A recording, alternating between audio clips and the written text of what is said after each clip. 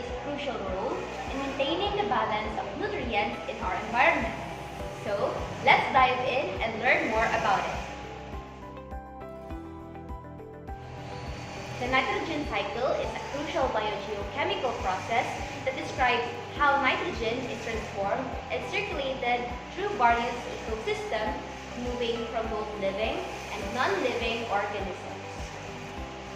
Nitrogen is an essential element for all living organisms as it is a fundamental component of amino acids, proteins, and nucleic acids like DNA. The nitrogen cycle consists of several key steps that include nitrogen fixation, nitrification, assimilation, ammonification, and denitrification. Here is a detailed step-by-step explanation of the nitrogen cycle. Our journey begins high in the sky, where nitrogen gas makes up about 78% of the Earth's atmosphere. However, most organisms cannot use the atmospheric nitrogen in this form, so we have to make it accessible to living organisms for them to use the nitrogen gases that are already present in the Earth's atmosphere. To make atmospheric nitrogen accessible to living organisms, we rely on a process called nitrogen fixation. This can happen in several ways with the help of special bacteria, lightning, and human activities like fertilizer production. The high temperature of a lightning bolt can break the bonds of atmospheric nitrogen molecules. Free nitrogen atoms in the air bond with oxygen in the air to create nitrogen oxides, which dissolve in moisture to form nitrates that are carried to the Earth's surface by precipitation. Nitrogen fixation is a process by which atmospheric nitrogen gas is converted into ammonia and ammonium ions or other nitrogen compounds that can be used by plants and other organisms. One of the main contributors to nitrogen fixation is nitrogen-fixing bacteria. These incredible microorganisms convert atmospheric nitrogen into ammonia, which is more usable form for plants. The entire process of nitrogen fixation is completed by symbiotic bacteria, which are known as diazotrophs. Azotobacter and Rhizobium also have a major role in this process. These bacteria consist of a nitrogenase enzyme, which has the capability to combine gaseous nitrogen with hydrogen to form ammonia. This process involves the ammonification of organic nitrogen compounds from dead plant and animal matter, feces, and urine are converted back into ammonium ions by decomposers, including bacteria and fungi. This step is crucial for recycling nitrogen from dead organic matter and making it available again in the ecosystem. Nitrogen fixation can occur either by atmospheric fixation, which involves lightning, or industrial fixation by manufacturing ammonia under high temperature and pressure conditions. At some point, all living things eventually die. This is where the process of decomposition comes into play. Bacteria and fungi break down the organic matter, releasing ammonia and other nitrogen compounds back into the environment. When plants or animals die, the nitrogen present in the organic matter is released back into the soil.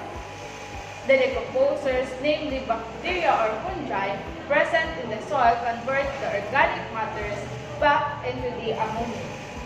This process of decomposition produces ammonia. Now, the nitrogen cycle already has ammonia. The next step is the nitrification, which is the process in which ammonia and ammonium are converted into nitrite ions and nitrate ions by nitrifying bacteria. This step is crucial because nitrate is the primary form of nitrogen that plants can readily activate. Nitrification occurs in two sequential steps. First, the nitrites are formed by the oxidation of ammonia with the help of nitrosomonas bacteria species. Later, the product nitrites are converted into nitrates by nitrobacter. This conversion is very important as ammonia gas is toxic to plants. So, they have to be converted into this primary form of nitrogen so plants can use them. Now, let's move on to the next step. The ammonia is converted into nitrites and then into nitrates. Plants can now absorb them. Plants play a vital role in the nitrogen cycle. They absorb the nitrates from the soil through their roots and incorporate them into their own proteins and other molecules. This process is what we call de-assimilation. As the nitrogen gas incorporated into plant tissues, it becomes available to herbivores and other consumers. Animals obtain their nitrogen by consuming plants or other animals that have already incorporated nitrogen into their own tissues. Humans consume proteins from these plants and animals. The nitrogen then assimilates into our body system. But we're not done yet. Some nitrogen returns to the atmosphere through a process called denitrification. A specialized bacteria convert nitrates and nitrites. Atmospheric nitrogen gas completing the cycle. Denitrification is the process in which nitrogen compounds make their way back into the atmosphere by converting nitrate into gaseous nitrogen.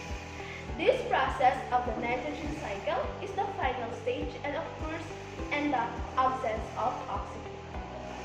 Denitrification is carried out by the denitrifying bacterial species Clostridium and Pseudomonas, which will process nitrate to gain oxygen and give out free nitrogen gas as byproduct. The overall result of denitrification is the nitrates and nitrites from the environment, which can be beneficial because high levels of nitrates and nitrites in soil or water can lead to water pollution and other ecological problems. Denitrification is one of the natural mechanisms that help regulate nitrogen levels in ecosystem. It is crucial for maintaining environmental balance. And there you have it, the nitrogen cycle. This intricate process ensures that nitrogen is continuously recycled and available for living organisms, helping to sustain life on our planet. So next time you see a lush forest, a giant wind farm, or even a colorful garden, remember that the nitrogen cycle is silently at work. Making it all possible is a remarkable example of nature's balance and efficiency. Thank you for joining us on this journey to the nitrogen cycle.